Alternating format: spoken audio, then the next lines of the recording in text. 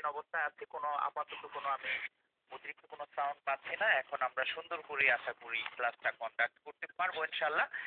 তাহলে আমাদের আজকে লেকচার 1 এবং বিষয় হচ্ছে ইংলিশ। আমি আপনাদেরকে ইংলিশ আপনাদের সাথে শেয়ার করবো ইনশাল্লাহ। আমার নাম শেখ শিবলি। শিবলি স্যার, একটু লিখে রাখেন নামটা, যেন কোনো বিষয় যদি বলতে হয় তাহলে নামটা যেন আপনাদের জানা থাকে। শিবলি, ঠিক আছে? শিবলি স্যার, এইটুকু সংক্ষেপ রাখলেই হবে। স্যার আপনার ফোন নাম্বারটা যদি দিতেন। আমার ফোন নাম্বার অ্যাকচুয়ালি রিসিভ করতে পারে না, অল টাইম একটু ব্যস্ততার মধ্যে থাকি। আপনারা লিখে রাখেন, সবাই লিখে রাখেন। 01515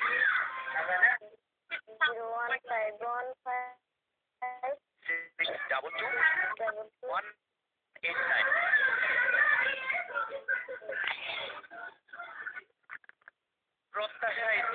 প্রত্যাশা ইসলাম একটু মিউট করেন কষ্ট করে।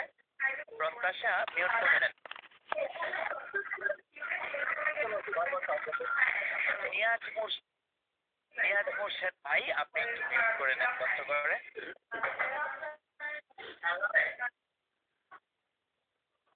হ্যাঁ, প্রত্যাশা ইসলাম।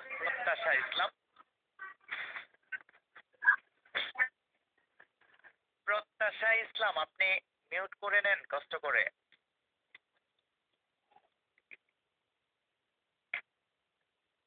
আচ্ছা, তাহলে আমরা শুরু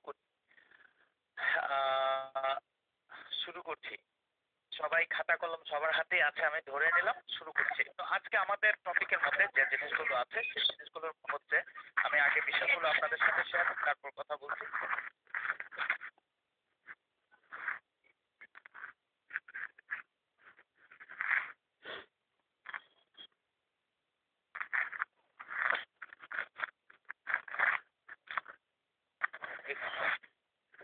একটু 30 সেকেন্ড আপনারা একটু লাইনে থাকেন।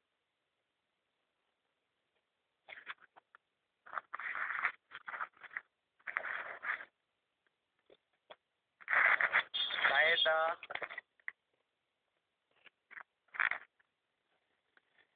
আপনি মিউট করে নেন। সাইদা, হ্যাঁ ঠিক আছে। ওকে, আপনারা আপনাদের নিজ থেকে একটু কষ্ট করে সবসময় মিউট রাখবেন। একান্তই কোনো প্রশ্ন করা লাগলে আমাকে প্রশ্ন করবেন। আপনাদের জন্য চেষ্টা করব সর্বোচ্চ আন্তরিকতা দিয়ে আপনাদের সাথে থাকার, আপনাদের পাশে থাকার সর্বোচ্চ আন্তরিকতা দিয়ে থাকার চেষ্টা করব। কিন্তু আপনাদের একটা সাপোর্ট আমি অবশ্যই চাই। আপনারা সেটা আমাকে সাপোর্টটা দিবেন, আপনারা মিউট রাখবেন। হ্যাঁ, এইগুলো কথা। তো চলেন আমরা শুরু করি। 1 নাম্বার, লেকচার 1 ইংরেজি বিষয়। তো আমরা শুরু করতে যাচ্ছি। লিখেন, টপিকগুলো উপরে লিখেন, বড় করে শিরোনাম করেন। 1 নাম্বার লিখেন নাউন, বড় করে উপরে লিখেন নাউন। তারপর লিখেন noun clause, CLAUSE, clause, CLAUSE, clause. তারপর লিখেন নাউন ফ্রেজ,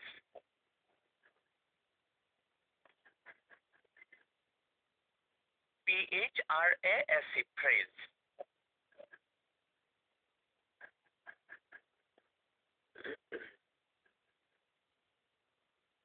লিখেছেন নিশ্চয়ই।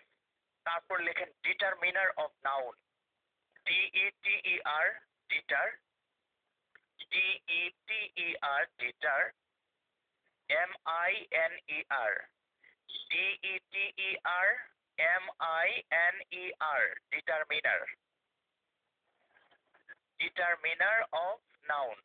স্যার আপনার স্ক্রিনটা শেয়ার করতে। রিমু আপু, আপনি একটু মিউট করে নেন। রিমু আপু, ঠিক আছে। রাসেল আহমেদ ভাই, একটু মিউট করে নেন। রাসেল আহমেদ, মিউট করে ফেলেন, কারণ এই যে আপনাদের ফ্যানের শব্দগুলো সেটাও চলে আসে আমার কাছে, ফ্যানের যে বাতাসের শব্দ সেটাও চলে আসে। ওকে, থ্যাংক ইউ। তাহলে এখন ঠিক আছে, কোনো সমস্যা নেই, এখন ঠিক আছে, it's okay, very nice. Sir জি জি, নাহিদা বলেন। দেখা যাচ্ছে না যে আমার এখানে। আমার স্ক্রিনটা দেখা যাচ্ছে না, স্ক্রিন শেয়ার। এখন দেখা যাচ্ছে। আচ্ছা ঠিক আছে, মিউট করে ফেলেন। সবাই নিশ্চয়ই দেখতে পাচ্ছেন এবং শুনতে পাচ্ছেন। তাহলে আমাদের টপিকগুলো আমি একবার বলছি, আপনারা একটু মিলিয়ে নেন টপিকগুলো। 1 নাম্বার হচ্ছে নাউন, কমা দিয়ে লিখবেন নাউন ক্লজ, তারপর কমা দিয়ে লিখবেন নাউন ফ্রেজ, তারপর লিখবেন ডিটারমিনার্স অফ নাউন। তাহলে 4টা বিষয় আসছে, noun, noun clause, noun phrase এবং ফাইনালি ডিটারমিনার্স অফ নাউন। কয়টা বিষয় আসছে? 4টা। ওকে, তাহলে চলেন আমরা এই বিষয়গুলো লেখা শুরু করি। আপনারা যে টপিকগুলোর নাম লিখলেন 4টা, এই 4টা টপিকের নিচে আপনারা আন্ডারলাইন করেন। এটা হচ্ছে আমাদের শিরোনাম। আজকের ক্লাসে আমরা কি কি বিষয় পড়বো। আজকের ক্লাসে আমরা এই 4টা বিষয় পড়বো।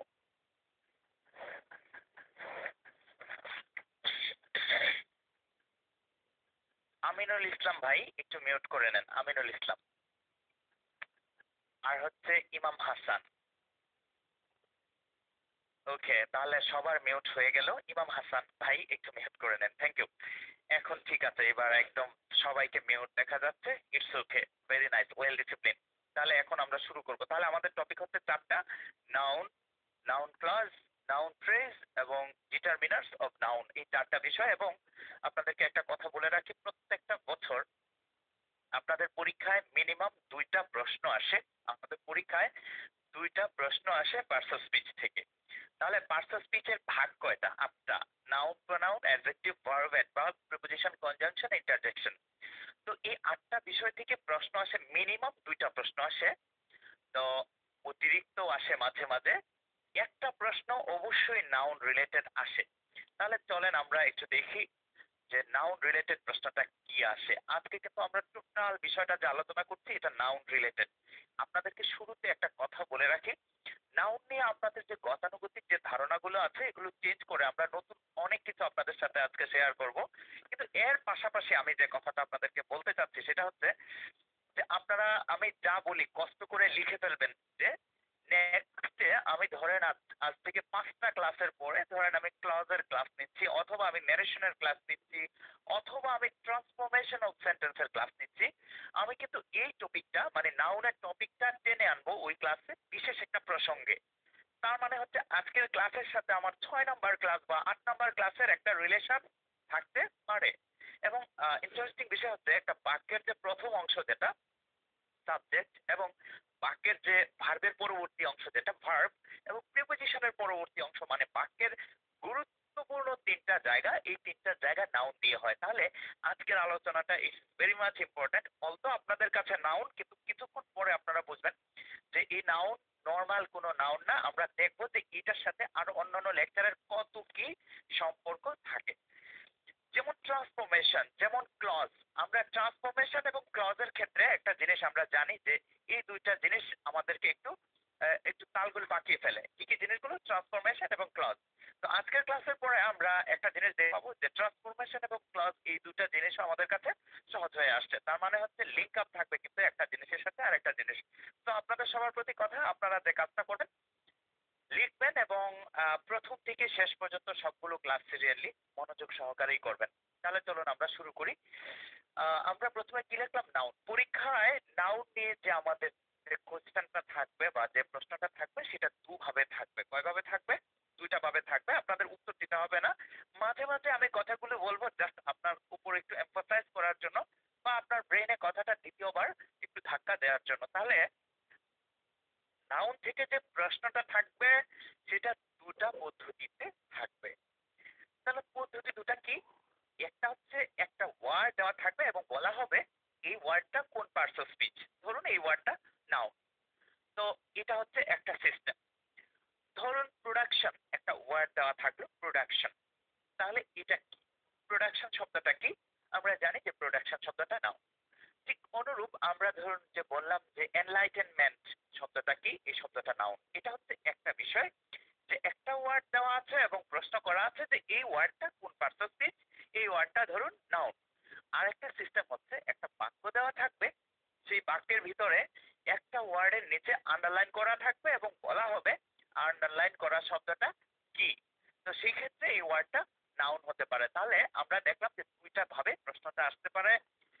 একটি মাত্র ওয়ার্ড, সেই ওয়ার্ডটা কোন পার্টস অফ স্পিচ, সেই ওয়ার্ডটা নাউন।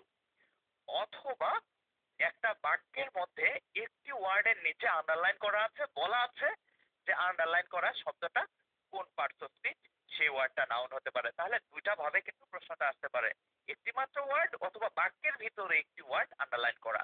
তাহলে চলুন আমরা একটু দেখি। আমরা নর্মালি একটা জিনিস, যে কোনো কিছুর নামকে কি বলি? আমরা নাউন বলি। কিন্তু এখন আমরা একটু ডিটেল দেখবো, যে প্রথমে আমরা দেখার চেষ্টা করব একটা ওয়ার্ড বাক্যে কখন কখন নাউন হয়ে থাকে। এরপরে আমরা দেখব ক্লাসিফিকেশন অফ নাউন, নাউনের শ্রেণী বিভাগ, যেটা আমি আপনাদের শিরোনামে লেখাইনি, মানে নাউনের মধ্যেই সেটা আলোচনা করব, তাই আমি ক্লাসিফিকেশন অফ নাউন কথাটা আপনাদের সামনে মেনশন করিনি। তাহলে চলেন আমরা একটু লিখে ফেলি যে বাক্যের 4টি জায়গায় নাউন বসে। লেখা শুরু করে দেন। বাক্যে কয়টা জায়গায় নাউন বসে? 4টি জায়গায় নাউন বসে।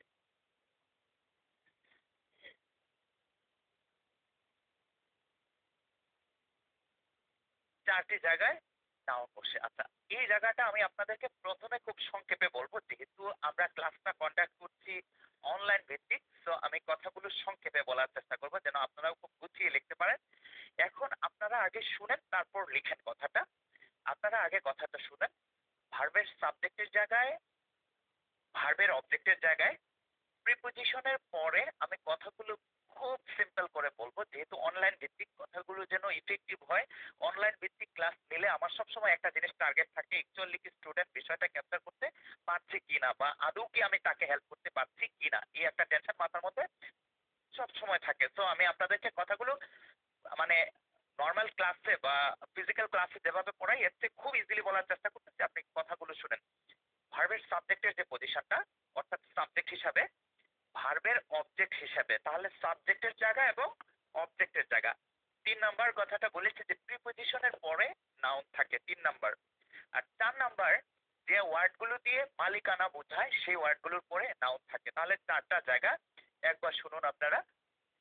ভার্বের সাবজেক্টের জায়গা, ভার্বের অবজেক্টের জায়গা, প্রিপজিশনের পরে বা প্রিপজিশনের পরের জায়গাটাকে আমরা আবার এটাও বলি যে প্রিপজিশনের অবজেক্ট, এটাও আমরা বলি। আর 4 নাম্বার যে জায়গাটা, মালিকানামূলক শব্দের পরে। তাহলে জায়গাগুলো আমি আরেকবার আপনাদের সামনে আরেকবার ক্লিয়ারলি বলছি, এরপরে আপনারা লিখবেন। আগে আপনারা একটু শুনেন মনোযোগ দিয়ে। আপনারা লেখার জন্য খুব বেশি ব্যতিব্যস্ত হবেন না বা টেনশন করবেন না, বিকজ লেখার জন্য আমি অবশ্যই আপনাদেরকে সময় দিব ইনশাল্লাহ। তাহলে ভার্বের সাবজেক্টের জায়গায় নাউন বসে সব সময়, শুধু একটা ওয়ার্ড ব্যতীত, প্রোনাউন ব্যতীত। আর প্রোনাউন তো আপনারা চিনেন, I, we, he, she, they, you, it, এগুলো হচ্ছে প্রোনাউন। তাহলে ভার্বের সাবজেক্টের জায়গায় নাউন বসে, ভার্বের অবজেক্টের জায়গায় নাউন বসে। তাহলে দুইটা জায়গা, ভার্বের সাবজেক্ট এবং ভার্বের অবজেক্ট। 3 number, প্রিপজিশনের object. এখন প্রশ্ন আসতে পারে যে প্রিপজিশনের অবজেক্টটা কি? প্রিপজিশনের পরের শব্দটাই প্রিপজিশনের অবজেক্ট।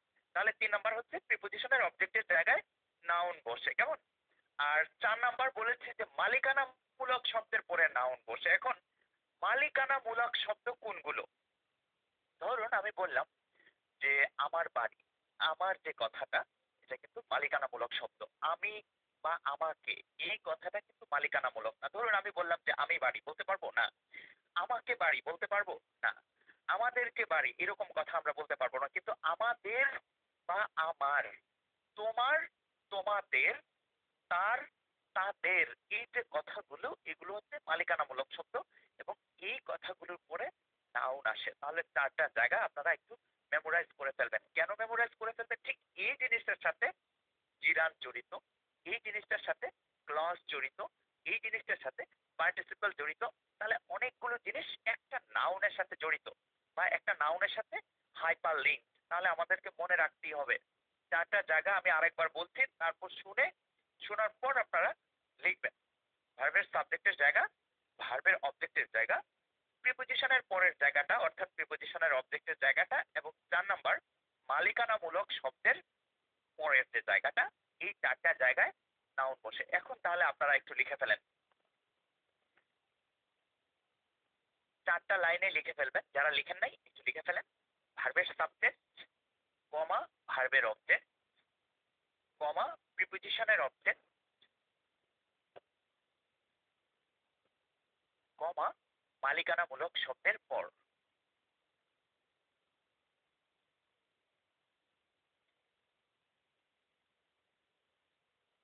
এই জায়গাগুলোতে নাউন বসে, এই জায়গাগুলোতে নাউন বসে। আচ্ছা, তাহলে এখন আমরা এক্সাম্পলের মাধ্যমে দেখব। আপনারা কয়েকটা এক্সাম্পল লেখেন, 4টা বাক্য লিখেন। লিখেন, Suman came here. Suman came here.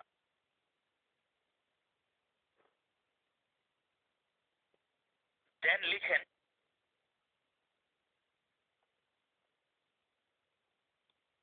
একটু 30 সেকেন্ড, আর পেজটা আমি একটু ছোট্ট করে নেই। হ্যাঁ, সুমন came here লিখছেন সবাই নিশ্চয়ই। তারপরে লিখেন, walking is a good exercise.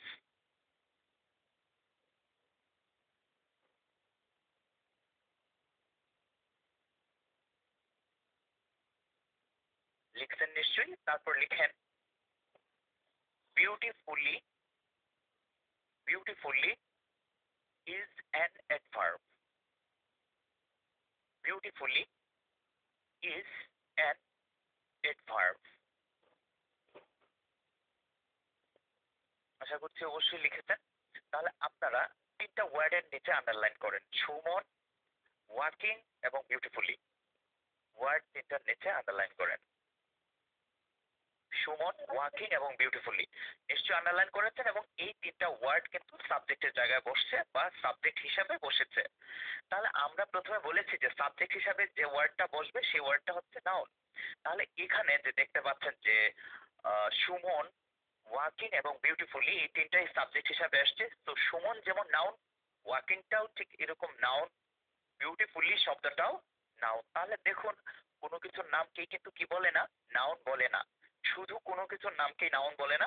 Suman noun, beautifully noun, walking ও নাউন। তার মানে সাবজেক্টের পজিশনে যে ওয়ার্ডগুলো আসবে সেই ওয়ার্ডগুলো নাউন। আই হোপ বুঝতে পেরেছেন। তাহলে আপনারা একটু স্পেস দিয়ে এক লাইন নিচে যান, এক লাইন নিচ থেকে লিখেন। আমি আজকে বলবো বারবার যে স্পেস দেওয়ার জন্য, পরবর্তী ক্লাসগুলোতে হয়তো আমার মনে থাকতেও পারে, নাও থাকতে পারে। আপনারা স্পেস দিয়ে দিয়ে লিখবেন। লিখেন, I like, I like Suman.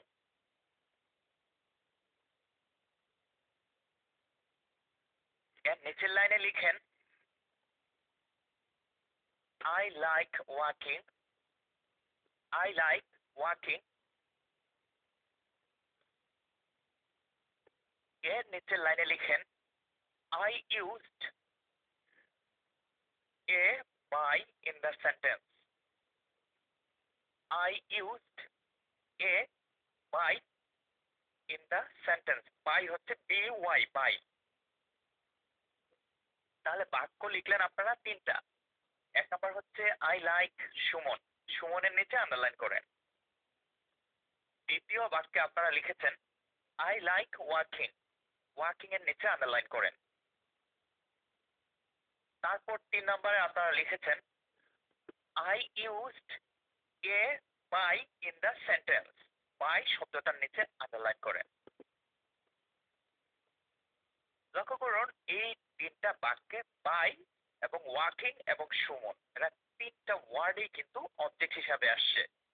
আমি বলেছিলাম যে ওয়ার্ডটা অবজেক্ট হিসাবে আসবে সেই ওয়ার্ডটা নাউন হবে। তার মানে হচ্ছে ওয়াকিং শব্দটা নাউন, বাই শব্দটা নাউন এবং সুমন শব্দটা নাউন। এরা 3টা অবজেক্ট হিসাবে আসছে। তাহলে প্রিয় ভাই এবং বোন, একটা জিনিস লক্ষ্য করেন, কোনো কিছুর নামকেই কিন্তু আমরা সর্বদা নাউন বলছি না। দেখুন, সুমন নাম, এটা যেমন নাউন হয়েছে, ওয়াকিং যে শব্দটা অবজেক্ট হিসাবে আসার কারণে সেই শব্দটাও কিন্তু নাউন হয়েছে। ঠিক অনুরূপ, ঠিক অনুরূপ আমরা পরবর্তী বাক্যে, লাস্টের বাক্যে যে লিখেছি যে আই ইউজড এ বাই, আমরা একটা প্রিপোজিশন বাই প্রিপোজিশনটা ইউজ করেছি, এ বাই। তাহলে এই যে বাই প্রিপোজিশনটা এটা কিন্তু এই বাক্যে অবজেক্ট হিসাবে আসছে। অবজেক্ট হিসাবে আসার কারণে, অবজেক্ট হিসাবে আসার কারণে এই ওয়ার্ডটাও কিন্তু নাউন হয়েছে। তাহলে বাই শব্দটা অবজেক্ট হিসাবে আসার কারণে নাউন। ঠিক অনুরূপ ধরেন আমি যদি বলি যে আই ইউজ এ অর, একটা এন অর, আমি একটা অর ইউজ করলাম, ঠিক আছে, একটা অর ইউজ করলাম। অথবা আই ইউজড এ বাট, একটা বাট ইউজ করলাম, ঠিক আছে। তাহলে এই বাট কনজাংশনটা কিন্তু নাউন হয়ে গেছে। তাহলে দেখুন, যে কোনো পার্টস স্পিচ নাউন হবে যদি সাবজেক্টের জায়গায় বসে। আবার কথাটা বলছি, এই কথাটা একটু মাথায় রাখবেন প্লিজ। যে কোনো ওয়ার্ড সাবজেক্টের জায়গায় বসলে সেটা নাউন হয়ে যাবে, সেটা প্রিপোজিশন, কনজাংশন, ইন্টারজেকশন যাই হোক, সাবজেক্টের জায়গায় বসলে সেটা নাউন হয়ে যাবে। ঠিক অনুরূপ যে কোনো ওয়ার্ড অবজেক্টের জায়গায় বসলে সেটা নাউন হয়ে যাবে। ঠিক অনুরূপ 3 নম্বরে এখন আমরা আরেকটা লিখবো, প্রিপোজিশনের অবজেক্টের যে কথাটা, এটার এক্সাম্পল লিখবো। আপনারা একটু স্পেস দিয়ে বা একটু ফাঁকা দিয়ে নিচে এক লাইন বাদ দিয়ে নিচে লিখেন। লিখেন I right, I right, WRIT, right. Right মানে কি? লেখা। I right after Suman, I right after Suman. লিখেছেন নিশ্চয়ই। এরপরে লিখেন I right after sleeping, I right after sleeping. আপনারা নিশ্চয়ই লিখেছেন। তাহলে I right after Suman, I right after sleeping. তাহলে স্লিপিং এবং সুমন, এই যে কথা দুইটা, এই দুইটা ওয়ার্ড কিন্তু প্রিপোজিশনের পরে আসছে। ওয়ার্ড দুইটাই প্রিপোজিশনের পরে আসছে, আর প্রিপোজিশনের পরে আসার কারণে এই দুইটা ওয়ার্ডই নাউন। তার মানে প্রিপোজিশনের পরে যে কোনো পার্টস স্পিচ আসুক, সেটাকে আমরা কি হিসাবে গণ্য করব? নাউন হিসাবে গণ্য করব। ব্যতিক্রম যে জিনিসগুলো আছে আপাতত এগুলো নিয়ে আপনাদের মাথায় চিন্তা করার দরকার নেই। ব্যতিক্রম যে বিষয়গুলো আছে সেই বিষয়গুলো কিন্তু আমাদের সিলেবাসে আছে এবং আলোচনায় আমি নিয়ে আসবো। আপনারা শুধু যখন আমি যেটা দিচ্ছি খুব ভালো করে প্রপারলি মাথায় নিয়ে নেবেন, জাস্ট এটুকুই আপনাদের প্রতি আমার কথা। তাহলে 3টা জায়গা আমরা দেখলাম। 3 নাম্বার জায়গাটা, যে জায়গাটা আমরা দেখলাম যে আই রাইট আফটার সুমন, আফটারের পরে সুমন আসছে, আফটার প্রিপোজিশনের পরে সুমন আসার কারণে সুমন শব্দটা নাউন। অনুরূপ পরের বাক্যে আফটারের পরে রাইটিং আসছে, আফটারের পরে স্লিপিং আসছে, স্লিপিং শব্দটা আফটারের পরে আসার কারণে স্লিপিং শব্দটাও নাউন। তাহলে আমরা দুইটা নাউন দেখলাম, একটা হচ্ছে সুমন আর একটা হচ্ছে স্লিপিং। তাহলে একটা জিনিস লক্ষ্য করুন, স্লিপিং কিন্তু কারো নাম না। তাহলে কোনো কিছুর নামকেই আমরা শুধু নাউন বলবো না। আমরা অনেক কিছু আজকে জানলাম যে সাবজেক্টের জায়গায় যে কোনো ওয়ার্ড বসলে সেটা নাউন হবে, অবজেক্টের জায়গায় যে কোনো ওয়ার্ড বসলে সেটা নাউন হবে, প্রিপোজিশনের পরে বা প্রিপোজিশনের অবজেক্ট হিসাবে একটা ওয়ার্ড বসলে সেই ওয়ার্ডটাও নাউন হবে। তাহলে আমরা 3টা জানলাম। একটু স্পেস দিয়ে নিচে নামুন, একটা লাইন নিচে লিখুন যে our house, our house is very gorgeous. Gorgeous মানে আপনারা যেটাকে গর্জিয়াস বলেন আর কি, ঠিক আছে? Our house is very gorgeous. লিখছেন? নিশ্চয়ই লিখেছেন। তারপরে লিখেন our writing is very fast. আপনাদেরকে একটু উৎসাহ দিয়ে দিলাম এর মধ্য দিয়ে। Our writing is very fast, our writing is very fast. লিখছেন? তাহলে লেখা হয়েছে। তাহলে একটা জিনিস লক্ষ্য করুন, এই যে আওয়ার যে কথাটা, আওয়ার কথাটা কিন্তু মালিকানামূলক শব্দ। নাউন বসার 4টা জায়গা যে আপনারা লিখেছিলেন, সেখানে কিন্তু আপনারা লিখেছিলেন যে মালিকানামূলক শব্দের পরে নাউন বসে। তাহলে আওয়ার শব্দটা কিন্তু মালিকানামূলক শব্দ, ঠিক আছে? কিরকম মালিকানামূলক শব্দ? আমাদের, আমাদের এরপরে কিন্তু একটা নাউন আসবে এবং আমাদের পরে কিন্তু একটা বস্তু আসবে, যে আমাদের এটা বা আমাদের সেটা, আমাদের বাড়ি, আমাদের কলম, হ্যাঁ, আমাদের প্রপার্টি।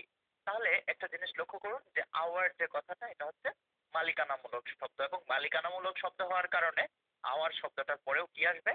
নাউন আসবে। ওকে, ঠিক অনুরূপ ধরেন যে দেয়ার শব্দটা আসলো, দেয়ারের পরেও কিন্তু কি আসবে? নাউন আসবে। তাহলে আমরা দুইটা এক্সাম্পল হয়তো লিখেছি যে our house is very gorgeous. আবার দ্বিতীয় বাক্যে আপনারা লিখেছেন যে our writing is very fast. তাহলে একবার আওয়ারের পরে আসছে হাউস, আরেকবার আওয়ারের পরে কি আসছে? রাইটিং। তাহলে হাউস এবং রাইটিং দুইটা কিন্তু মালিকানামূলক শব্দের পরে এসেছে। হাউস এবং রাইটিং এই দুইটা শব্দ কিন্তু মালিকানামূলক শব্দের পরে এসেছে, সো এরাও কি? এরা নাউন। ওকে, তাহলে আমরা 4টা জায়গা দেখলাম। এখন শুধু আরেক কানগুলো দিয়ে শুনুন, কারণ লিসেনিংটা কিন্তু একটা বিশাল একটা ব্যাপার। আপনার বারবার একটা জিনিস যখন শোনা হয় সেটা কিন্তু মাথায় গেঁথে যায়। নাউন 4টা জায়গায় বসে বাক্যে, বাক্যের ভিতর নাউন 4টা জায়গায় বসে। ভার্বের সাবজেক্টের জায়গাটায় নাউন বসে, ভার্বের অবজেক্টের জায়গাটায় নাউন বসে, প্রিপোজিশনের পরে নাউন বসে, এবং ফাইনালি বলেছি যে মালিকানামূলক শব্দগুলোর পরে নাউন বসে। এবং আপনারা এখানে ছোট্ট করে একটা নোট রাখেন খাতায়, একটু লিখেন মালিকানামূলক শব্দ, কথাটার নিচে লিখেন, এক লাইন নিচে লিখেন মালিকানামূলক শব্দ। নিশ্চয়ই লেখা হয়েছে, সমান চিহ্ন দেন। মালিকানামূলক শব্দ লিখে সমান চিহ্ন দেন। সমান চিহ্ন দিয়ে আপনারা লিখেন মাই। এখন আমরা মালিকানামূলক শব্দগুলোকেই লিখে ফেলতে চাই যেন আমাদের বিষয়টা ক্লিয়ার থাকে।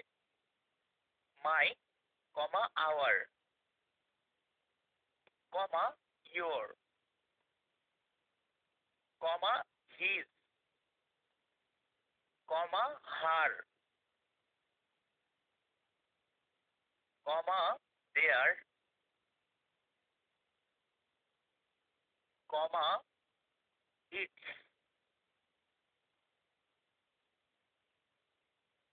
কমা কামাল। তাহলে বিষয়গুলো আপনারা একটু মিলিয়ে নেন। My, our, your, his, her, their, Kamal's এবং ইটস, এই সবগুলো শব্দ মালিকানামূলক শব্দ এবং এদের পর নাউন বসে। তাহলে মালিকানামূলক শব্দগুলো কিন্তু আপনাদের জানা হয়ে গেল, এবং এদের পরে কি বসবে? নাউন বসবে। তাহলে এই 4টা কথা কিন্তু ভোলা যাবে না যে বাক্যে আমরা কখন একটা ওয়ার্ডকে নাউন বলবো। এই 4টা জায়গার কোনো জায়গায় যদি বসে তাহলে সেই ওয়ার্ডটাকে আমরা নাউন বলবো। তো ভাই বোন, আপনাদেরকে একটু কথা বলি, যেহেতু আজকে আমাদের প্রথম ক্লাস, আমি ওভারঅল আপনাদের সাথে একটু শেয়ার করব অবশ্যই আমাদের কোর্স সম্পর্কে। প্রয়োজনে আজকের ক্লাসের কিছু অংশ আমি পরবর্তী ক্লাসে নিব, কিন্তু ইংলিশ রিলেটেড একটা আপনাদেরকে ইনস্ট্রাকশন আজকের ক্লাসে আমি অবশ্যই দিব ইনশাল্লাহ। তো এখানে আমি যে কথাটা আপনাদেরকে বলতে চাচ্ছি যে আপনারা আমার কথাগুলো এমন ভাবে শুনবেন, একদম গল্পের মতো করে শুনবেন, যে জাস্ট আপনাদেরকে আমি একটা গল্প বলছি এবং সেই গল্প আপনারা শুনছেন, এইটুকু। এরকম করে নেবেন, কঠিন করে নেবেন না। এবং আমিও চেষ্টা করব সর্বোচ্চ সহজ করে আপনাদের কাছে বিষয়গুলো প্রেজেন্ট করার জন্য, যেন আপনারা বিষয়গুলো খুব সহজে গ্যাস করতে পারেন বা নিতে পারেন। দেখুন, আপনাদের একটা থিঙ্কিং কিন্তু সবসময় মাথায় থাকে যে কোনো কিছুর নামকে কি বলে? নাউন বলে। কিন্তু আজকে কিন্তু আমি বললাম যে কোনো কিছুর নামেই না শুধু। ধরুন আমি যদি বলি যে টু ইজ আ প্রিপোজিশন, এই বাক্যের মধ্যে কিন্তু to is a preposition, is ভার্বের সাবজেক্ট হিসাবে কিন্তু টু এসেছে। তাহলে ইজ ভার্বের সাবজেক্ট হিসাবে যেহেতু টু এসেছে, সাবজেক্টের জায়গায় বসা কার কাজ? নাউনের কাজ। তাহলে টু কিন্তু কি হয়ে গেছে? নাউন হয়ে গেছে। ধরেন আমি বললাম যে and is a conjunction, and is a conjunction, তাহলে এন্ড কিন্তু ইজ ভার্বের সাবজেক্ট হিসাবে বসছে, আর সাবজেক্টের জায়গায় বসার কারণে এন্ড কিন্তু কি হয়ে গেছে? নাউন হয়ে গেছে। তো আপনারা এই বিষয়গুলো মানে প্রিভিয়াস আইডিয়াগুলো থেকে নতুন আইডিয়া যেমন আসতে হবে, ঠিক এরকম একদম ক্লিয়ার কাট একটা মেন্টালিটি রাখতে হবে যে ভাইয়া আমাদের কাছে সহজ করে উপস্থাপন করবেন এবং আমরা সেই বিষয়গুলোকে খুব সহজভাবে মাথায় রেখে দিব। তাহলে গেল আমাদের নাউনের আলোচনা। এখন আমরা যে জায়গাটাতে আসবো সেটা হচ্ছে নাউন ক্লজ। একটু লিখেন নাউন ক্লজ, একটু স্পেস দিয়ে নিচে চলে যান। আমি কেন আপনাদেরকে বারবার স্পেস দেওয়ার জন্য বা একটু ফাঁকা রেখে রেখে লেখার জন্য বলতেছি, যেন এটাই আপনার একটা নোট হয়ে যায়। আর সবাইকে একটা কথা বলবো, আপনারা একটা কাজ করবেন, আহ, যে খাতাটায় ইংলিশ লিখবেন সেই খাতায় শুধু ইংলিশ লিখবেন, যেন পরীক্ষার আগে 1-2 দিন আগে বারবার সেই খাতাটা রিভিউ করতে পারেন, বারবার যেন সেই খাতাটা রিভিশন করতে পারেন।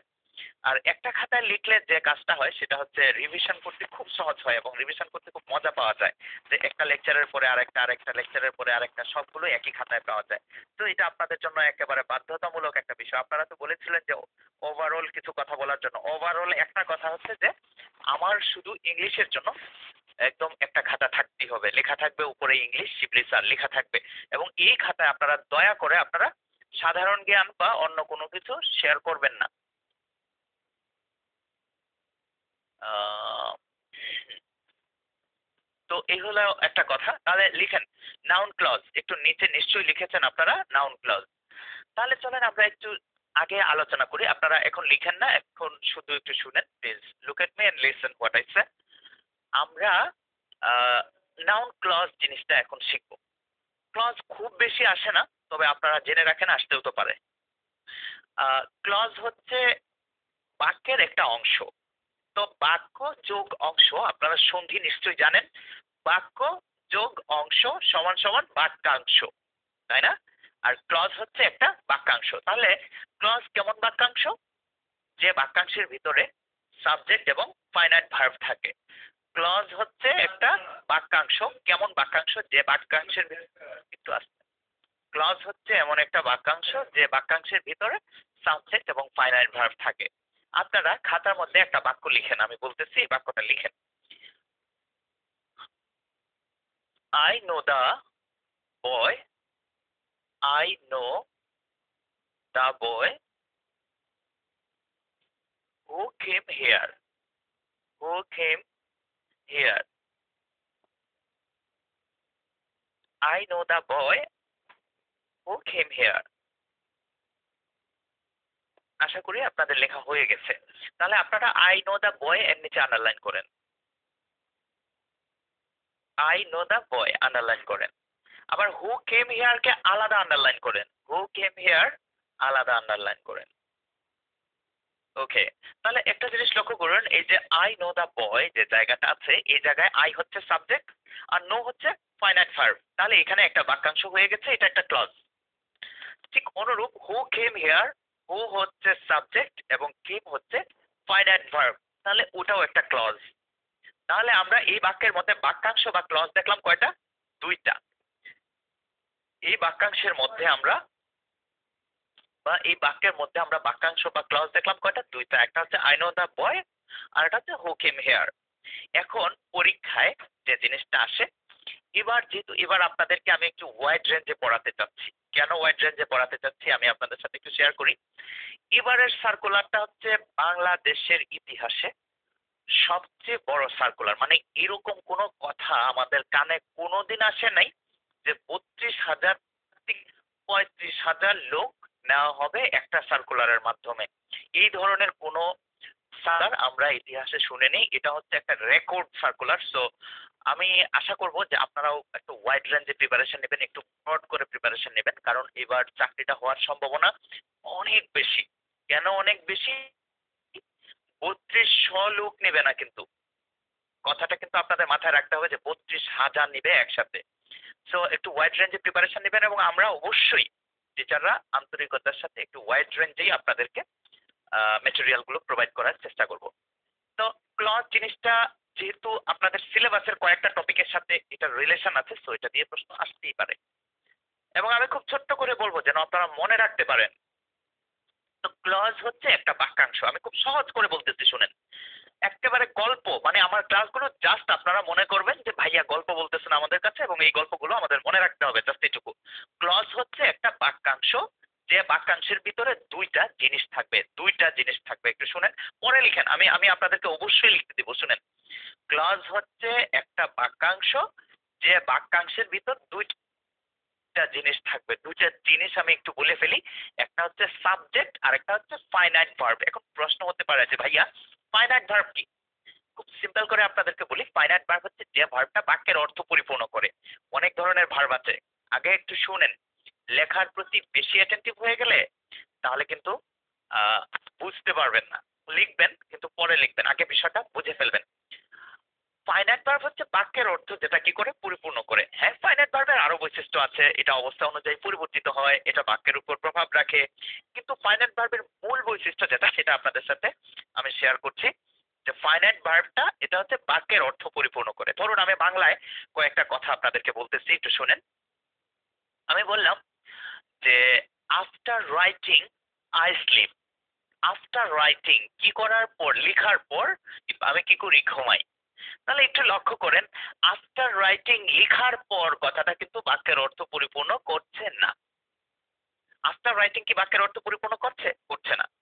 কিন্তু আই স্লিপ কথাটার মধ্যে আই সাবজেক্ট এবং স্লিপ ফাইনাইট ভার্ব, এটা কিন্তু বাক্যের অর্থ পরিপূর্ণ করছে। তাহলে আপনারা দেখুন, স্লিপ এবং রাইটিং এই যে দুইটা কথা, রাইটিংটা নন ফাইনাইট ভার্ব আর স্লিপটা হচ্ছে ফাইনাইট ভার্ব। কেন? আফটার রাইটিং, হ্যাঁ, ঘুমানোর পর, সরি, আফটার রাইটিং লেখার পর আই স্লিপ, আমি কি করি? ঘুমাই। আই স্লিপ এটা হচ্ছে ক্লজ, কিন্তু আফটার রাইটিংটা এটা ক্লজ না। কেন ক্লজ না? কারণ এটা কিন্তু বাক্যের অর্থ পরিপূর্ণ করতে পারছে না। আপনাদের আরেকটু মনোযোগ আকর্ষণ করছি, এখানে আমি যে কথাটা বলতেছি এই কথাটা একটু মনে রাখতে হবে। Please pay attention to me and listen what I say. After writing I sleep, এই কথাটার মধ্যে আফটার রাইটিং শব্দের অর্থ লিখার পর, আই স্লিপ শব্দের অর্থ আমি ঘুমাই। তাহলে রাইটিং যে কথাটা, লিখার পর, এখানে লিখা কথাটা কিন্তু বাক্যের অর্থ পরিপূর্ণ করতে পারছে না। লিখার পর কি একটা কথা থেকে যায়, কিন্তু আই স্লিপ আমি ঘুমাই, এই কথাটা কিন্তু পরিপূর্ণ হয়ে যাচ্ছে। ধরেন আপনার সামনে আমার দেখা হলো, কথা বলতেছি, কথার মাঝখানে আমি বললাম যে after writing I sleep. After writing বলার পর কিন্তু আপনি বুঝতে পারছেন না যে আমি কি বলতে চাচ্ছি, কিন্তু আই স্লিপ কথাটা বলার পরে কিন্তু আপনি বুঝে ফেলছেন যে আমি কি করি, ঘুমাই। তাহলে আপনাদেরকে দুটা কথা আমি আবারও বলছি, ফাইনাইট এবং নন ফাইনাইট ভার্ব। এই ফাইনাইট নন ফাইনাইট কিন্তু অনেক জায়গায় অনেক কাজে আসবে, অনেক জায়গায় অনেক কাজে আসবে, ভার্বের আলোচনাতেও আসবে সামনে। আজকে একটু মাথায় রাখেন, অনেকবার আমি ফাইনাইট নন ফাইনাইট ভার্ব নিয়ে আপনাদের সাথে কথা বলবো ইনশাল্লাহ, এবং এটা অনেকগুলো টপিকের সাথে রিলেটেড। তাহলে আজকে একটু মনে রেখে দেন, আজকের টপিকের সাথে ওইটা রিলেটেড। ফাইনাইট হচ্ছে বাক্যের অর্থ পরিপূর্ণ করে, আর নন ফাইনাইট বাক্যের অর্থ পরিপূর্ণ করে না। আচ্ছা, ধরুন আমি আরো কয়েকটা বাক্য দিয়ে এক্সাম্পলটা যদি দেখাই তাহলে নিশ্চয়ই ভালো হবে। তাহলে শুনুন, আমি বললাম যে বিফোর গোয়িং, যাওয়ার পূর্বে, বিফোর গোয়িং যাওয়ার পূর্বে, আই রোট আমি লিখেছিলাম। ধরুন আমি লেখালেখির কাজটা করেছিলাম কখন, যাওয়ার পূর্বে। তাহলে যাওয়ার পূর্বে আমি লিখেছিলাম, বিফোর গোয়িং আই রোট। তাহলে এই যে বিফোর গোয়িংটা যাওয়ার পূর্বে, এখানে কিন্তু যাওয়ার পূর্বে এই গোয়িংটা কিন্তু বাক্যের অর্থ পরিপূর্ণ করছে না, কিন্তু আই রোট আমি লিখেছিলাম, এটা কিন্তু আমার বাক্যের অর্থ পরিপূর্ণ করছে। তাহলে আশা করছি আপনারা এই জিনিসটা বুঝতে পেরেছেন যে ওয়ার্ডটা বা যে ভার্বটা বাক্যের অর্থ পরিপূর্ণ করবে সেটা হচ্ছে ফাইনাইট, আর যেটা পরিপূর্ণ করবে না সেটা হচ্ছে নন ফাইনাইট। আশা করি এই জিনিসটা আপনাদের কাছে আছে, এবং এই জিনিসটা আমাদের প্রায়ই লাগবে, বিভিন্ন লেকচারে এই জিনিসটা আসবে, ফাইনাইট এবং নন ফাইনাইট। ওকে, তাহলে এখন কোন জায়গা থেকে এখানে আসছিলাম, কেন আসছিলাম, এর কারণ হচ্ছে আমরা দেখেছিলাম যে ক্লজ জিনিসটা কি।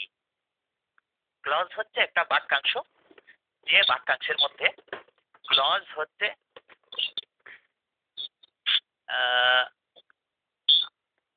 আইটেল। আপনি আইটেল যিনি লিখে রেখেছেন আপনি একটু মিউট করে নেন, আইটেল একটু মিউট করে নেন। আইটেল 01, আইটেল মিউট করে নেন কষ্ট করে। আইটেল লেখা আইডিটাতে আপু আপনি একটু মিউট করেন কষ্ট করে, আদারওয়াইজ সাউন্ড আসে। হ্যাঁ,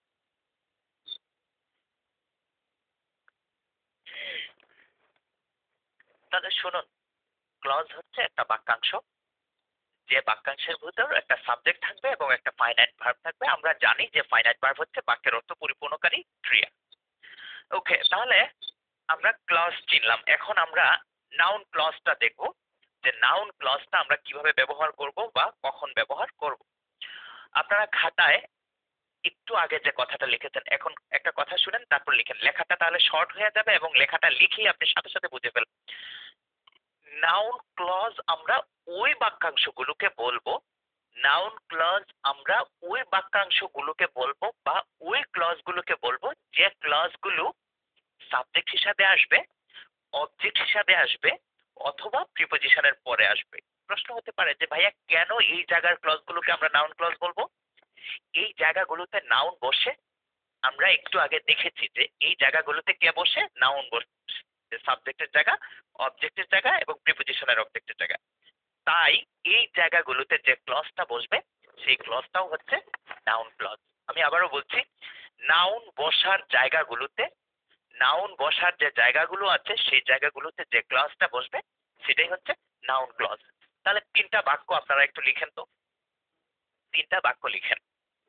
লিখেন, what you like, what you like is known to me, is known to me.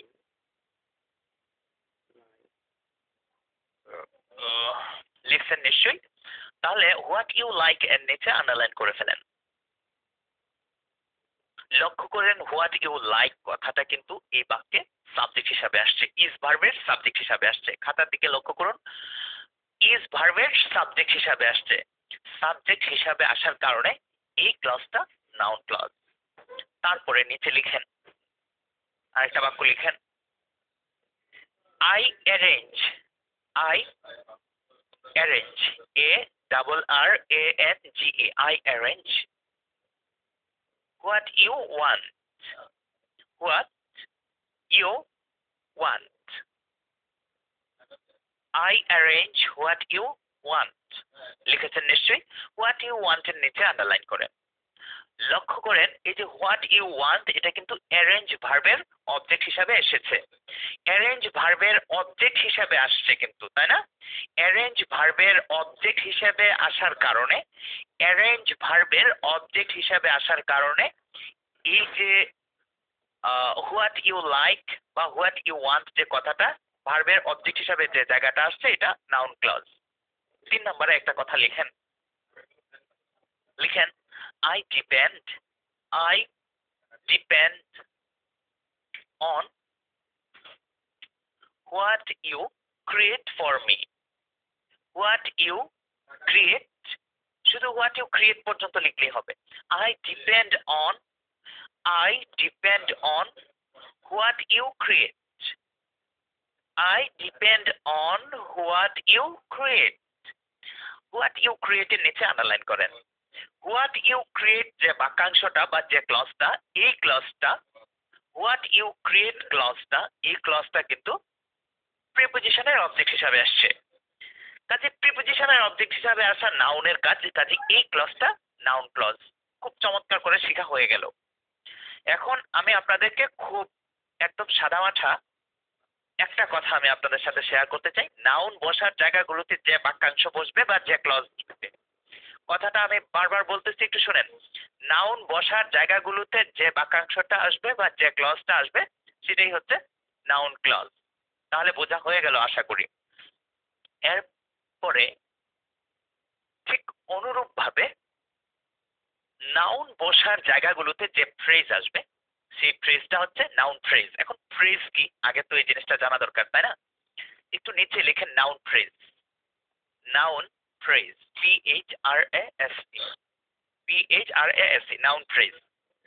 Clause আপনারা জেনেছেন যে ক্লজ হচ্ছে একটা বাক্যাংশ যে বাক্যাংশের ভিতরে সাবজেক্ট এবং ফাইনাইট ভার্ব থাকে। এটা জানছেন আপনারা ক্লজ। এখন আমরা জানবো ফ্রেজ। ফ্রেজের পরে ছোট্ট করে একটা সংজ্ঞা লিখে ফেলেন। সংজ্ঞা বলতে আমরা জাস্ট পরিচিতিটা খুব সহজ করে লিখবো যে একগুচ্ছ শব্দ যার ভিতরে সাবজেক্ট এবং ফাইনাইট ভার্ব বলে কিছু নেই। একগুচ্ছ শব্দ যার ভিতর সাবজেক্ট এবং ফাইনাইট ভার্ব বলে কিছু নেই। একগুচ্ছ শব্দ যার ভিতর সাবজেক্ট এবং ফাইনাইট ভার্ব নেই।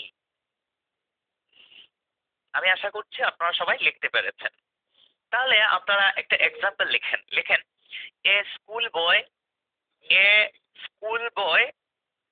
কেম here, a school boy came here. Underline করেন a school boy, A school বয় কথাটার নিচে আন্ডারলাইন করেন এ স্কুল বয়। আন্ডারলাইন করেছেন নিশ্চয়ই। এই যে এ স্কুল বয়, এখানে কিন্তু কোনো সাবজেক্ট নেই এবং এই জায়গাটায় কোনো ফাইনাইট ভার্ব নেই। যেহেতু সাবজেক্ট এবং ফাইনাইট ভার্ব এখানে নেই, সো সাবজেক্ট এবং ফাইনাইট ভার্ব বিহীন শব্দগুচ্ছকে আমরা ফ্রেজ বলি। তাহলে এটাই হচ্ছে একটা ফ্রেজ, এ স্কুল বয়। আমি আবার একটু বলে দিচ্ছি যে সংজ্ঞাটা হচ্ছে ফ্রেজ হচ্ছে একগুচ্ছ শব্দ যে শব্দগুচ্ছের ভিতরে সাবজেক্ট এবং ফাইনাইট ভার্ব থাকবে না। ওকে, তাহলে আমরা এই জিনিসটা বুঝে ফেললাম। এখন নিচে কয়েকটা ফ্রেজ আপনারা লিখবেন, লিখেন। একটা তো লিখেই ফেললেন যে এ স্কুল বয় টিচার। নিচে লিখেন I met, MET, met, I met a knowledgeable person, a knowledgeable মানে হচ্ছে জ্ঞানী, নলেজ এর সাথে এবল শব্দটা একসাথে লিখবেন। নলেজেবল একটা ওয়ার্ড কিন্তু, নলেজেবল। আই মেট, MET, মিটের ফার্স্ট হচ্ছে mat, MET mat. I met a knowledgeable person. A knowledgeable পারসনকে আন্ডারলাইন করেন। A knowledgeable person. আচ্ছা, এ নলেজেবল পারসন যে কথাটা আছে, এই কথাটার মধ্যে সাবজেক্ট এবং ফাইনাইট ভার্ব নেই। যেহেতু এই কথাটার মধ্যে সাবজেক্ট এবং ফাইনাইট ভার্ব নেই, কাজেই এই কথাটা কি ক্লজ, কি ফ্রেজ, নাউন ফ্রেজ। সাবজেক্ট এবং ফাইনাইট ভার্ব নেই, সো এটা ফ্রেজ, এবং এটা যেহেতু অবজেক্ট হিসাবে আসছে, সো এটা নাউন ফ্রেজ। লক্ষ্য করুন, আগের বাক্যে এ স্কুল বয়, দ্বিতীয় বাক্যে এ নলেজেবল পারসন। এ স্কুল বয়, এ নলেজেবল পারসন, প্রথমটাতে সাবজেক্ট হিসাবে আসছিল এবং দ্বিতীয়টাতে অবজেক্ট হিসাবে আসছে, তাহলে এরা হচ্ছে নাউন ফ্রেজ। 3 নম্বরে একটা কথা লিখেন, লিখেন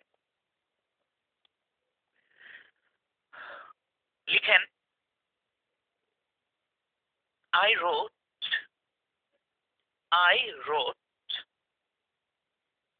after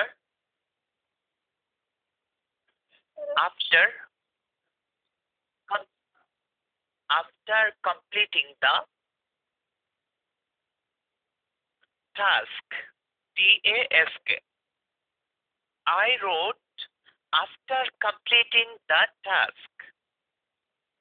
তাহলে এই যে after completing the task, after এর পরের অংশটা, after completing the task, completing the task কথাটা আন্ডারলাইন করেন। কমপ্লিটিং দ্য টাস্ক কথাটা আন্ডারলাইন করেন। কমপ্লিটিং দ্য টাস্ক কথাটা আন্ডারলাইন করেন, নিশ্চয়ই করেছেন। ওকে, তাহলে এই যে কমপ্লিটিং দ্য টাস্ক কথাটা, এটা কি প্রিপোজিশনের পরে এসেছে। আপনাদের হয়তো মনে হয়ে গেছে যে প্রিপোজিশনের পরে যে ওয়ার্ডটা আছে সেটা নাউন, আর এই ফ্রেজটা যেহেতু প্রিপোজিশনের পরে এসেছে, সো এটা নাউন ফ্রেজ। তাহলে দেখুন, নাউন ফ্রেজ সাবজেক্টের জায়গায় বসে, নাউন ফ্রেজ অবজেক্টের জায়গায় বসে, নাউন ফ্রেজ প্রিপোজিশনের পরে বসে। আর একটা বাক্য আপনারা লিখেন, লিখেন your your last performance, last performance, your last performance was excellent. Your last performance was excellent. Last performance কথাটা নিচে আন্ডারলাইন করেন। স্যার সাউন্ড একটু স্লো কথাটা আছে, এখন এখন ক্লিয়ার আছে? না স্যার, এখন স্লো আসতেছে সাউন্ড। ডিভাইসের সাউন্ডটা কি স্লো হয়ে গেল কিনা আপনি একটু টেস্ট করেন। আমি তো আগের মতোই আছি, আমি কিন্তু নড়াচড়া করছি না। স্যার একটু 10 সেকেন্ড, তাহলে আমি ব্যাক দিয়ে আবার ঢুকি। হ্যাঁ হ্যাঁ, ঢুকেন, সমস্যা নেই, ঠিক আছে। আচ্ছা, আপনারা নিশ্চয়ই লিখেছেন যে your last performance was excellent. Last performance কথাটার নিচে আপনারা সবাই আন্ডারলাইন করেছেন। আর এখানে একটা কথা আপনাদেরকে বলতে চাচ্ছি, সেটা হচ্ছে লাস্ট পারফরমেন্স যে কথাটা আছে, লাস্ট পারফরমেন্স কথাটা, এই কথাটা কিন্তু ইওর এর পরে আসছে। আপনাদের নিশ্চয় মনে আছে মাই, আওয়ার, ইওর, হিজ, হার, দেয়ার, এই কথাগুলো কি মূলক শব্দ? কথাগুলো হচ্ছে মালিকানামূলক শব্দ। এবং এই কথাগুলো যেহেতু মালিকানামূলক শব্দ, আর মালিকানামূলক শব্দের পরে কি আসে? নাউন আসে, তাই না? তাহলে এই কথাগুলোর পরে যে ওয়ার্ডটা আসছে সেটা কিন্তু নাউন। মাসুদ রানা সম্ভবত বলেছিলেন না? সাউন্ড এখন কি ক্লিয়ার হয়েছে? হ্যাঁ স্যার ক্লিয়ার। আচ্ছা আচ্ছা, আপনি আমি হৃদয় বলছি। আচ্ছা আচ্ছা, হৃদয় খান ভাইয়া, তাহলে আপনি একটু মিউট করে ফেলেন। হ্যাঁ, ওকে, জি জি জি, থ্যাংক ইউ। ঠিক আছে, তাহলে আমরা কথা বলছিলাম লাস্ট পারফরমেন্স এই জায়গাটা নিয়ে। লাস্ট পারফরমেন্স জায়গাটা কিন্তু ইওর মালিকানামূলক শব্দটার পরে আসছে। আপনারা আবারও বলছি যে মালিকানামূলক শব্দের পরে যেহেতু নাউন আসে, তাহলে মালিকানামূলক শব্দের পরে যে ফ্রেজটা আসছে সেটা হচ্ছে নাউন ফ্রেজ। লাস্ট পারফরমেন্স এটা হচ্ছে একটা ফ্রেজ এবং এটা মালিকানামূলক শব্দের পরে আসার কারণে এটা হচ্ছে নাউন ফ্রেজ। আশা করি নাউন ফ্রেজও আপনারা চিনে ফেলেছেন। তাহলে এর মধ্যে আমরা জেনে ফেললাম নাউন কি, নাউন ক্লজ কি, নাউন ফ্রেজ কি। এখন আপনারা একটু স্পেস দিয়ে এক লাইন নিচে লিখেন determiners of noun. Deter, DETER MINER, determiner, determiners of noun. আপনাদেরকে আমি বারবার একটা কথা আজকে বলছি, এটা আর বলবো না, সেটা হচ্ছে ইংরেজির জন্য অবশ্যই আলাদা একটা খাতা থাকতে হবে। ওকে, তাহলে এখন আমরা লিখলাম ডিটারমিনার্স অফ নাউন, তাই না? Determiners of noun. ডিটারমিনার শব্দটার পাশে একটু তীর চিহ্ন দিয়ে উপরে একটু লেখা রাখেন নির্ধারক। নির্ধারক। তাহলে ডিটারমিনার শব্দের অর্থ কি? নির্ধারক। ডিটারমিনার যে কাজটা করে সেটা হচ্ছে নির্ধারণ করে দেয়। ধরেন আমি বললাম আই হ্যাভ 5 পেন্স। আমার কয়টা কলম আছে? 5টা কলম আছে। এই যে 5 পেন্স যে কথাটা, এই কথাটার মধ্যে 5 বা 5 যে কথাটা, এটা কিন্তু একটা ডিটারমিনার। আই হোপ আপনারা ডিটারমিনার জিনিসটা চিনেছেন। 10 মিনিট পাবো? ও আচ্ছা আচ্ছা, ক্লাস টাইম ফিক্স করা। আচ্ছা ঠিক আছে, ইনশাল্লাহ আমরা 10 মিনিটে শেষ করবো। আমি 5 মিনিট ডিটারমিনার নিয়ে কথা বলে তারপর ওভারঅল কথা বলবো। ওকে, তাহলে শুনেন। জি জি জি, 10 মিনিট আছে আর। আচ্ছা শুনেন তাহলে, খুব মনোযোগ দিয়ে শুনেন। ডিটারমিনার হচ্ছে নির্ধারক। ডিটারমিনার শব্দের অর্থ কি? নির্ধারক। নিচে লেখেন, নিচের ডিটারমিনার গুলো কাউন্টেবল নাউনের পূর্বে বসে। লেখেন নিচের ডিটারমিনার গুলো, নিচের ডিটারমিনার গুলো কাউন্টেবল নাউন এর পূর্বে বসে।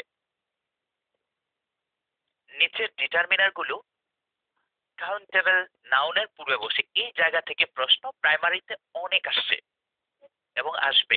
নিচের ডিটারমিনার গুলো কাউন্টেবল নাউনের পূর্বে বসে। এখানে একটা স্টার চিহ্ন দিয়ে রাখবেন, ট্রিপল স্টার, 3টা স্টার চিহ্ন দিয়ে রাখবেন। এখান থেকে প্রশ্ন আসবে পরীক্ষায়। এখান থেকে যেমন নাউনের চ্যাপ্টারে প্রশ্ন আসবে, ঠিক অনুরূপ সেন্টেন্স কারেকশনের মধ্যেও এখানে প্রশ্ন আসবে। ঠিক এই জায়গাটা থেকে কিন্তু সাবজেক্ট ভার্ব এগ্রিমেন্টের সাথেও এই জায়গাটা রিলেটেড। তার মানে অনেক টপিকের সাথে এই জায়গাটা রিলেটেড এবং এই জায়গা থেকে প্রশ্ন আসবেই। তাহলে লিখেন ফিউ, FEW, আগে বসে। নিচের ডিটারমিনার গুলো কাউন্টেবল নাউনের পূর্বে বসে। পূর্বে বলেছি, পূর্বে বা আগে। হ্যাঁ, পূর্বে বা আগে বসে। লিখেছেন নিশ্চয়ই। লেখেন ফিউ, FEW। একটু তাড়াতাড়ি লিখতে হবে, এখন সময় কম। FEW, few. কমা দিয়ে লিখেন এ ফিউ, এ ফিউ। প্রথমে লিখবেন ফিউ, তারপরে এ ফিউ, তারপরে লিখেন দা ফিউ, দা ফিউ। তাহলে 3টা জিনিস আসলো, few, a few, the few. হ্যাঁ, few, a few, the few. তারপরে লিখেন fewer, FEWER, fewer, FEWER, fewer. Comma দিয়ে তারপর 5 নম্বরে লিখেন দা ফিউয়েস্ট, দা ফিউয়েস্ট, দা ফিউয়েস্ট। ওকে, তাহলে জিনিসগুলো আসতো few, a few, the few, fewer, the ফিউয়েস্ট।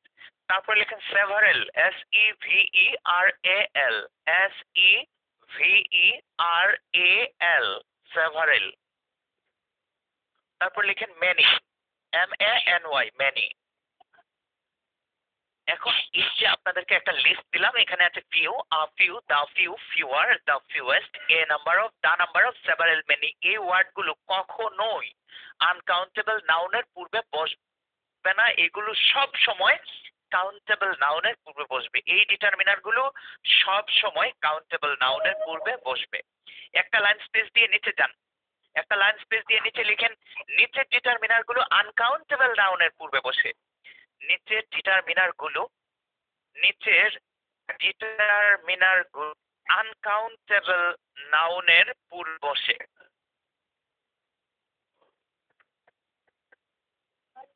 নিচের ডিটারমিনার গুলো আনকাউনের পূর্বে বসে। নিচের ডিটারমিনার গুলো আনকাউন্টেবল নাউনের পূর্বে বসে। লিখেছেন নিশ্চয়ই।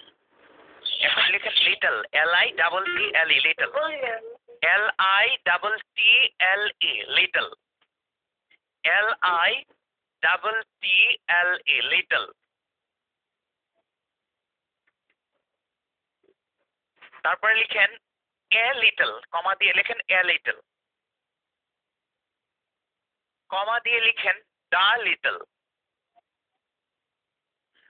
তারপর লিখেন less, L E S S বা L E double S, less. তারপর লিখেন the least, the least, L E A S T, the least. তাহলে little, a little, the little, less, the least লিখছেন।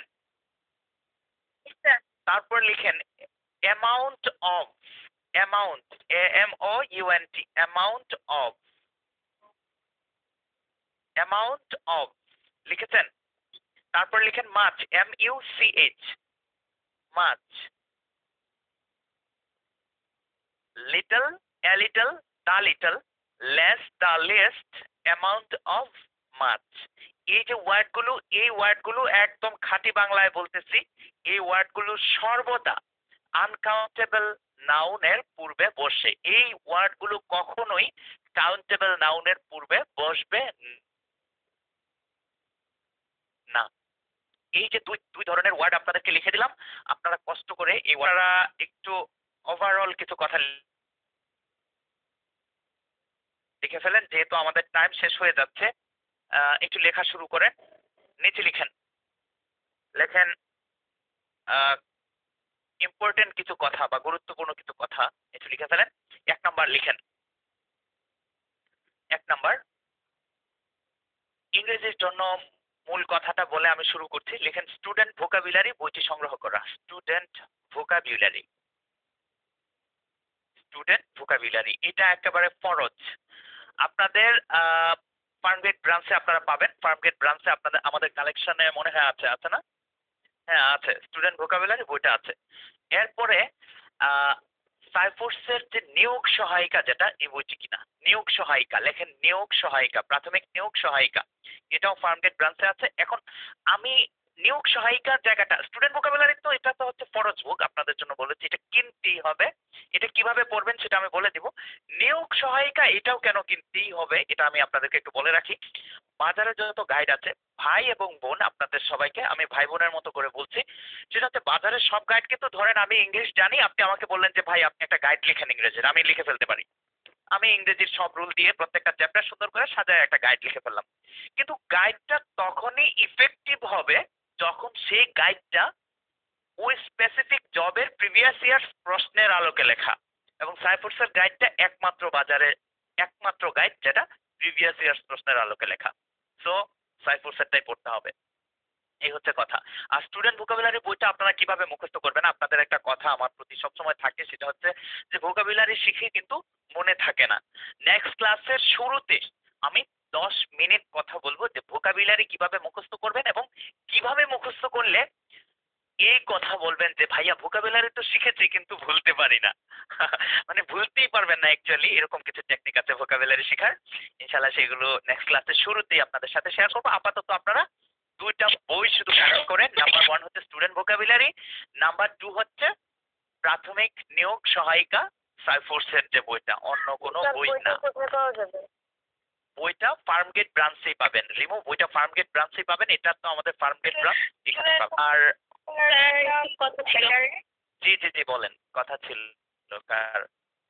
এখন জি স্যার আমাদের ক্লাসটা যে 8:30টায় শুরু হয়, আসলে আমরা তো অনেকে হাউস ওয়াইফ। এখন আমাদেরকে তো আপনাদের মাধ্যমে আমরা সংগ্রাম করে যাচ্ছি, চাকরির জন্য চেষ্টা করে যাচ্ছি স্যার। এখন আমাদের হাজবেন্ডরা অফিস থেকে আসে, দেখা যাচ্ছে আমাদেরকে মানে পরিবারে অনেক কাজ সামলে ক্লাসটা করলে আমাদের যেমন 10টা থেকে বা এই টাইপের শুরু হলে স্যার ভালো হয়, বা বিকাল টাইমে আমাদের ক্লাসগুলো নিতে খুব ভালো হয়। একটু হলে ভালো হয়। 8:30 স্যার আমরা তো যখন আমরা স্যার সকালে যখন আমরা আচ্ছা ওই আসলে এই টাইমটা একেবারেই আমাদের জন্য আর একটু আধা ঘন্টা পরে হলে 9টা হলে কেমন হয়? না আমার স্যার আমার কথাটা একটু জি হ্যালো জি জি বলেন। স্যার আসলে এই টাইমটা আমরা গৃহিণীরা খুবই বিজি থাকি, যেমন বাচ্চা তেমন হাজবেন্ডের বাড়ি থেকে আসে। আমরা যেমন আমি আজকে আপনার ক্লাসে শুরু থেকে থাকতে পারিনি স্যার, তো আমার নাউনের প্রথম থেকে আমি কিছুই বুঝি নাই। আমি সমস্যা নেই, রিভিউ ক্লাসে আমাদের যে রিভিউ ক্লাস হবে বা সলভ ক্লাস হবে সেই ক্লাসে আপনারা অ্যাটেন্ড করবেন। আই হোপ যে ইনশাআল্লাহ আর সমস্যাগুলো আমি ডিটারমিনার থেকে জয়েন ও করছি। ডিটারমিনার মানে মোটামুটি একদম লাস্টের দিক থেকে আপনারা হ্যাঁ। শুনে এখন আমার তো সবটা তো- মিস হয়ে গেছে। ক্লাসটা এখন অনেকেই আছে। সমস্যা নেই, সমস্যা নেই। ওকে, সমস্যা নেই। আপনাদের আমি একটা কথা বলি, আপনাদের চিন্তার কোনো কারণ নেই। দেখি আমি একটু কোঅর্ডিনেটর স্যারের সাথে একটু কথা বলে দেখি যেন উনি একটু টাইমটা নিয়ে আপনাদের সাথে বা একটু আলোচনা করে টাইমটা একটু পুনর্বিন্যাস করতে পারেন। কথা বলতে চাচ্ছিলাম। জি জি জি জি বলেন। স্যার আমাদেরকে ওমর ফারুক স্যার বলা হয়েছিল যে এই আমাদের যে পড়াগুলো পড়ানো হচ্ছে ওগুলা ভিডিওগুলো আমাদেরকে একটা ফেসবুক লিংকের মাধ্যমে 8 ঘন্টার জন্য দেওয়া হবে। তাহলে তো সবাই ওখানে আবার রিভিউটা দেখতে আচ্ছা, পাবে। তাহলে ওমর ফারুক ভাইয়ের সাথে আমি একটু কথা বলবো এই বিষয়টা নিয়ে। হ্যাঁ ওটা 48 ঘন্টার জন্য ওখানে থাকবে বলছে। তাহলে তো জি জি। সবাই ওখানে আবার তো একটা জিনিস কি আপনাদের মধ্যে আমি এই জায়গাটার আমি একটু বিরোধী, কারণ হচ্ছে যদি ভিডিও থাকে তাহলে আপনারা আসলে ক্লাস মনোযোগ দিয়ে করেন না। আমার নিজের আমি নিজে অনেকগুলো ব্যাচ আমি অনলাইনে পড়াই। আমি এই জায়গাটার ঘুর বিরোধী। কেন ঘুর বিরোধী? এটাতে আপনাদের মধ্যে একটা লেজিনেস কাজ করে, অনেকগুলো প্রবলেম হয়। একটা হচ্ছে অনেক সময় দেখা যায় যে একটু আলসেমি লাগতেছে, একটু ঠান্ডা লাগতেছে, এখন তো শীতের দিন, ধরেন আপনি একটু কাঁথা গায়ে দিয়ে শুইলেন, এখন আর চিন্তা হচ্ছে না এই কাঁথার ভিতর থেকে আমি মুখ আর বের করবো না, তাহলে চিন্তা করবেন পরে তো লিঙ্ক দিয়ে দেখাই যাবে, তো এখন আর আপাতত ক্লাসটা না করি। তো সেক্ষেত্রে ক্লাস একটু কষ্ট করে করতে হবে। বাসা থেকে যেহেতু করতেছেন, আমি কিন্তু যেভাবেই হোক যদি প্রয়োজন হয় ডাবল ক্লাস দিয়ে আমি ক্লাস পেমেন্ট সিঙ্গেল নেবো, কিন্তু আমি ডাবল ক্লাস নেবো, কোনো সমস্যা নেই। কিন্তু আপনাদের সর্বোচ্চ বেনিফিট যেটা সেটা যেন আপনারা পান সেই ব্যবস্থা আমি করবো ইনশাল্লাহ। তাহলে আজকের মতো শেষ করছি। সবাই ভালো থাকবেন, সবার সাথে আবার পরবর্তী ক্লাসে আবারও দেখা হবে। সবাই সুস্থ থাকবেন। সবগুলো আছে আপনার কাছে? জি জি জি।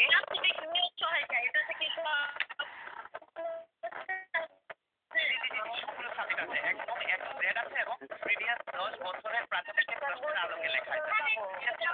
সাজানো। ওইটা আপনারা আরেকটা পয়সা কেটে দাও।